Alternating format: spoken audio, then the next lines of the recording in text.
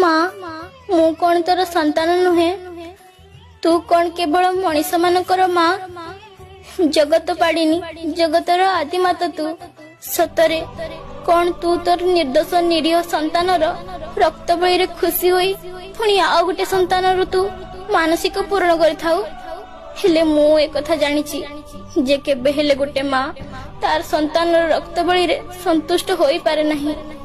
हेले तोर मनीष संतान माने तते खुशी करिया पई बिना दोषरे हम मानकर रक्त बळी देई तते संतुष्ट करिथांती बोली कहिथांती हेले कहिलु माँ सतरे कोन तते कष्ट हुए नहीं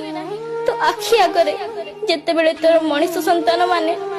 तोर निर्दोष निरीह संतान मानकर बेक को अति निर्दयतार सहित काटी दियंती